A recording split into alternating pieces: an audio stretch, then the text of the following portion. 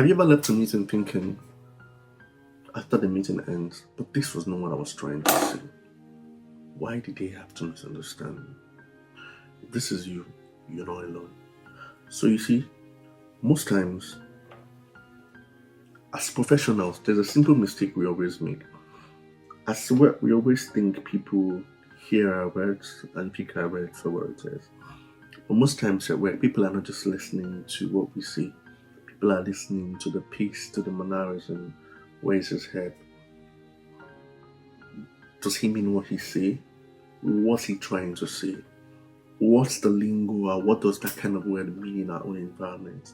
They are reacting to your style, to your piece, to the cultural defaults in our organizations. And if you don't understand what each room you are in is saying, then it's high time you took out time to understand but not to worry, even the smartest of us get misread. Why? Because everyone is always in their head and it's a new era. So, but I see this most especially with professionals, and you keep saying they are meant to know, but most times it's not really their own fault. I see it most times with high performers. I see it because as young professionals, high performers, we assume life is meant to be in a particular way, but it really is really most times about competence. When you speak things that people don't understand, it's usually about something I call signal mismatch.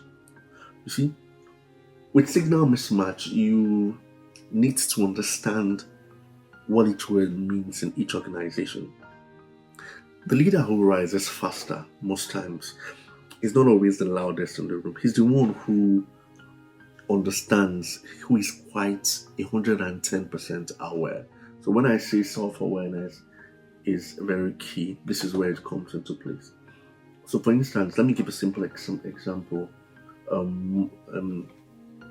Nigeria, for instance, for most organizations, when we keep saying we want each other to call, the rule of engagement here is that we call each staff by first name basis. You have Gen Zs, millennials, boomers, X. Now the idea for talking about first name basis is to have a kind of equality in quotes and to make things quite easier. But that does not mean that they want you to disrespect them. And remember, when I say cultural defaults, in that part of the world, for a Gen Z to call a boomer who is likely his dad by first name is like a slap on the face, irrespective of what the organization says. So yes, the organization has asked for you to do this, but you must find a way to figure out to bring respect to the table so everyone feels well.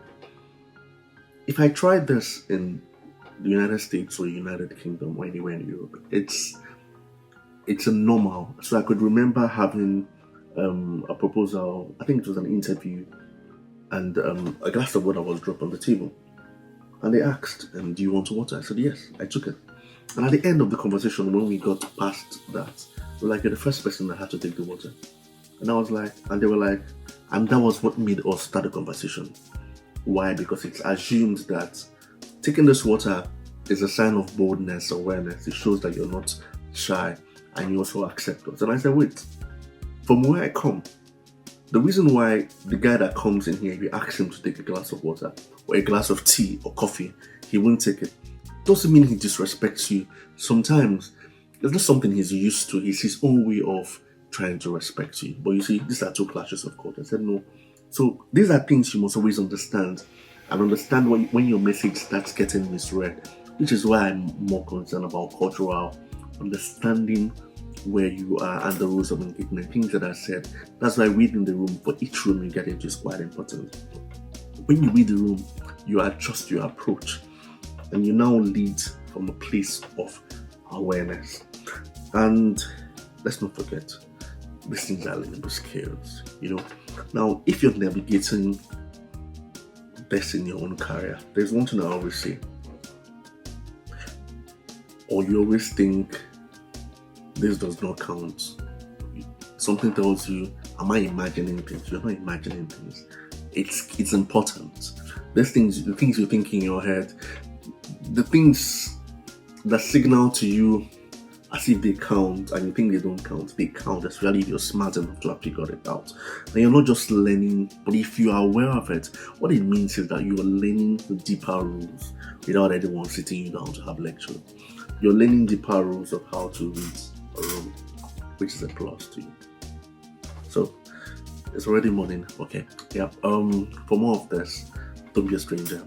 Follow us. And I'm waiting for you. My name is Charles. Cheers and